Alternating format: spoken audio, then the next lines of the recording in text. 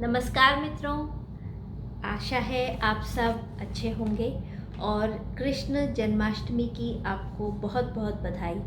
आज मैं आपके लिए लाई हूँ जिक्र एक ऐसी शख्सियत का जिसके बारे में सुन के आपको बहुत हैरत होगी और वह थे सैयद फजलुल हसन। यह हमारे देश के फ्रीडम फाइटर और पोएट थे और वह कृष्ण के भक्त थे। He was the Maulana who loved Krishna. उन्होंने कृष्ण पर कई काव्य उर्दू में लिखे जिनका ट्रांसलेशन किया गया। उनके बारे में यह बात मशहूर है कि वह अपने पास हमेशा एक बांसुरी रखते थे। कृष्ण को वो कृष्ण अलैहिर रहमा के नाम से पुकारते थे। 2 अक्टूबर 1923 को लिखी उनकी एक कविता का कुछ अंश मैं आपको सुना रही हूँ। उस वर्ष 2 अक्टूबर को जन्माष्टमी थी। मौलाना हसरत मोहानी कई बार मथुरा गए और कृष्ण जन्माष्टमी में बढ़ चढ़ के भाग लेते थे। और आप जानते हैं मित्रों, इंकलाब जिंदाबाद यह घोष किसने दिया था? जी हाँ, इंकलाब जिंदाबाद का स्लोगन, यह घोष भी मौलाना हसरत मोहानी ने ही दिया था। तो उनकी कविता के कुछ अंश आपके लिए प्रस्तुत हैं।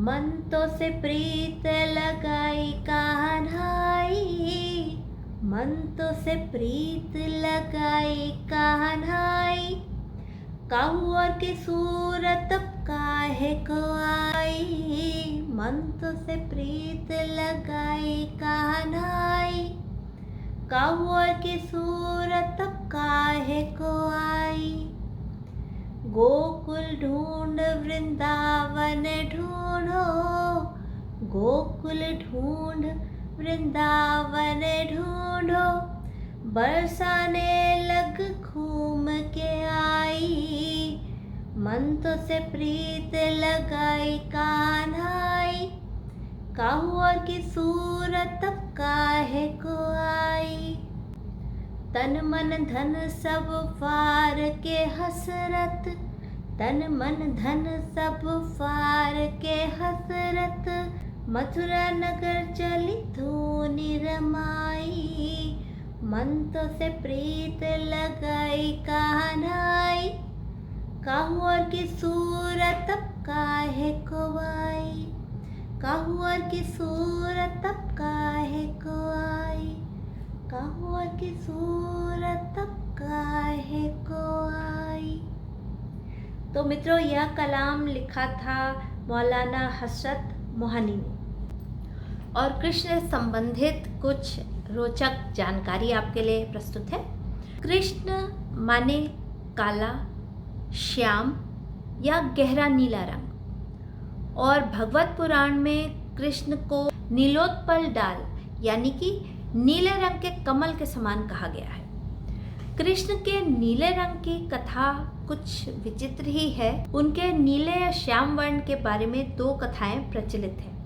यह कि जब पूतना राक्षसी ने उनको स्तनपान कराना चाहा तो उसके विष से उनका शरीर नीला पड़ गया, और दूसरी कथा यह है कि कालिया नाग को जीतने के लिए, कालिया नाग को मारने के लिए जब कृष्ण यमुना में उतरे तो कालिया नाग का विष जो कि जल में घुल चुका था, उस विष के उनके शरीर में प्रवेश कर जाने की वजह से वह नीले पड़ गए थे। इन कथाओं के अलावा वैज्ञानिक दृष्टिकोण से देखें मित्रों तो हर व्यापक विस्तृत वस्तु जिसका ओर, छोर, मध्य आदि अंत नहीं होता है वह नीले रंग की होती है, जैसे कि पानी, जैसे कि आकाश, समुद्र।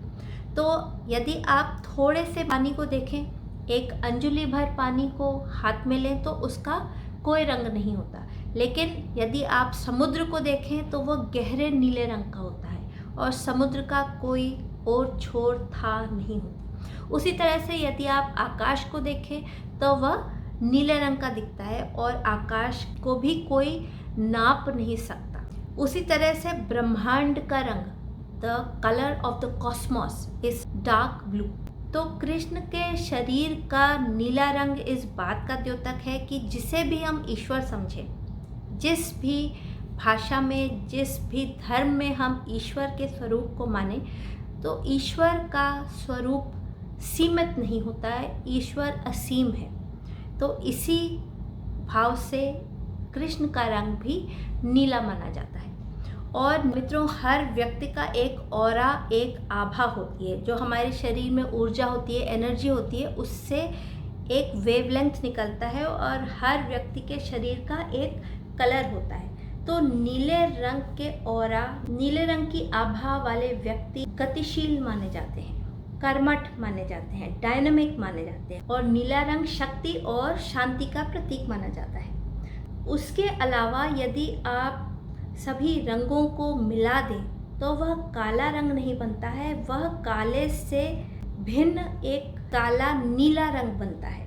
तो क्या मित्रों, कृष्ण के नीले रंग से हमें यह संदेश मिल रहा है कि हम किसी भी वर्ण के हों, हम किसी भी रंग के हों, चाहे वो गोरा हो, चाहे वो श्याम वर्ण हो, चाहे वह गेहूं रंग का हो, हम किसी भी जात के हों, लेकिन ईश्वर के लिए सभी समान हैं और सभी ईश्वर को समान रूप से प्रिय हैं। हम सब में ईश्वर का अंश है और हम सब ईश्वर में ही मिल जाने हैं। तो मित्रों, जन्माष्टमी से संबंधित ये जानकारी आज आपके लिए थी। देखते रहिएगा चैनल स्त्रीलॉग्स। नई कहानियाँ, नई जानकारी मैं लाती रहूँगी। अपने कमेंट्स मुझ तक ज़रूर पहुँचाइएगा। जन्माष्टमी की झांकी और जन्माष्टमी की छवि आपके लिए अगले वीडियो में। तब तक के लिए राधे राधे।